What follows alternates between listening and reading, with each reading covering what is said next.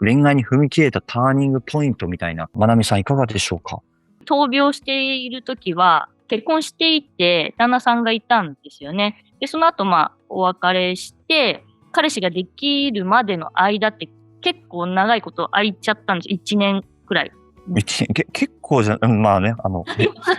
いや、俺1年やったら結構すぐできたって思っちゃうんだよ。1年以まあね。上かなくらい空いちゃって、結婚してる時に癌になった時は、もうなんだろう、彼氏がいない人でも、いやみんな癌になっても彼氏なんてできるよみたいな感じでいたんですよ、気持ち的に。自分が結婚していたから。でも、別れてから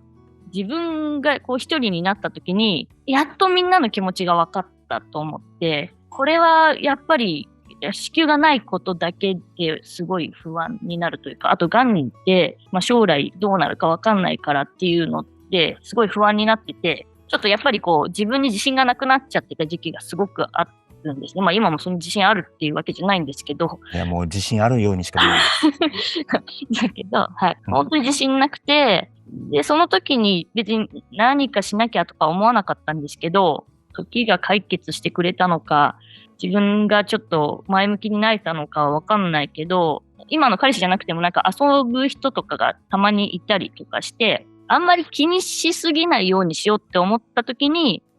彼氏ができたなっていうふうに思います。あんまり気にせずね、男友達とかいろんな遊んでって、地元に戻って遊んでて、それで、お付き合いすることになったということもありますし、はい。桜さんはね、もうその時もご結婚されていたということあると思いますけど、そういった焦った人とかいたらどういうふうに言葉をかけたりとかします？私は自分が癌になる前に、20代の時に、26歳の時に、一つ年上の前の夫が白血病になって、今妊用性とか取り上げられているんですけれども、うちもそういうことをしました。ですが、当時まだ2003年とかだったので、私たちも知識があんまりなく、一度抗がん剤をしてから採取をしたものですから、希望が持てるものは取れずということで、20代の時に1回子供を諦めてたりとかもするんですね。これはでも相手方の事情ではあるんですけれども、一応綾世代でがんに罹患した配偶者がいたっていうことで、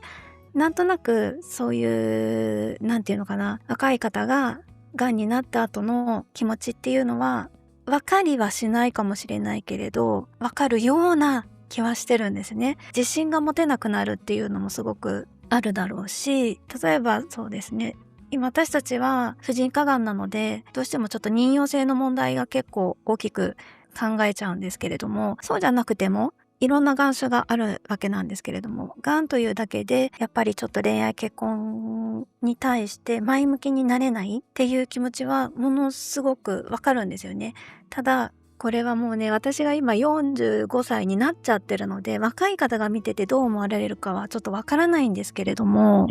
若い方だけじゃなくて、いろんな人、ね、40代、50代、これからの人も。その年でやっぱ考えることも違うっていうのも理解して手の上なんですけれども、やっぱりね、自分が行動しないと何も変わらなくて、で私の場合は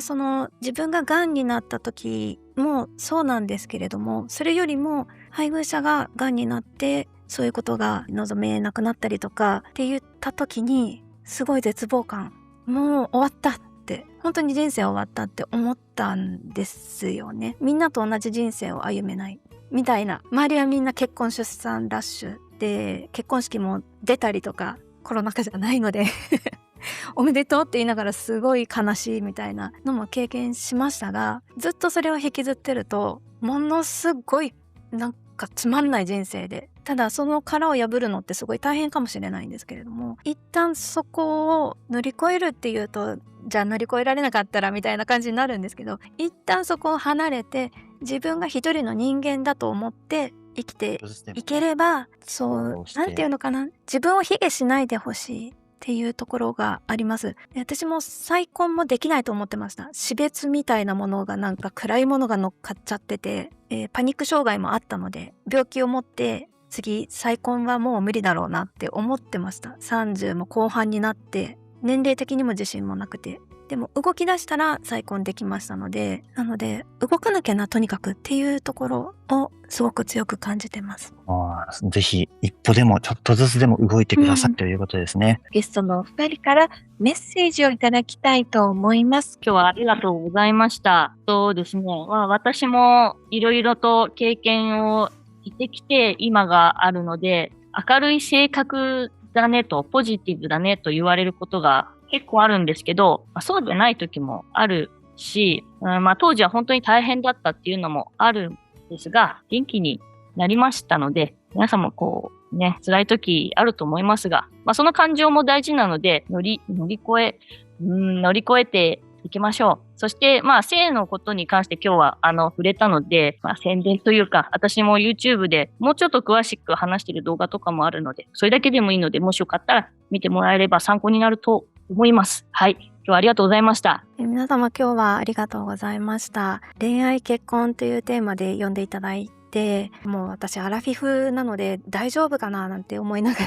参加させていただいたんですけれども、やっぱりここの部分っていうのは、私も今自分で YouTube 発信はしているんですけれども、なかなか難しいところがあって、いろんな願種があって、で、みんな個々に悩みが違う。恋愛結婚に関して言えば、私はその若い人もそうだし、私ぐらいの、40代50代の人もそうだし、またそれ以上大人の方だって、恋愛結婚っていうのはみんなそれぞれに、考える部分っていうのがあると思うんですよね。で、いろいろやってて私が思うのは、一応やっぱり40年生きてきた中で自分が癌になったっていう経験は私はやっぱり特別だし、明るく元気に話している姿を皆さんにお届けすることが多いんですけれども、実際はものすごく怖がりでビビりなんですね。で、そういうところもありますあるっていうことも踏まえて、でも恋愛も結婚も人生もそうなんですけれども、年齢問わず性別問わずやっぱり、何かを自分がしたいというふうに思うのであれば、やっぱり待ってるだけじゃチャンスは来なくって、なのでチャンスをつかむためにやっぱり何かね、行動ができたりとかっていうことができるといいのかなと思うけど、今治療中でぐっとメンタルが落ちている時にそんなこと言われてもって思う気持ちもわかります。だからその時の体調とメンタルに合わせて自分の無理のない程度に行動に起こしていけることができると、みんな幸せになれるんじゃないかななんて思いながら今日話をさせていただきました。ありがとうございました。ありがとうございます。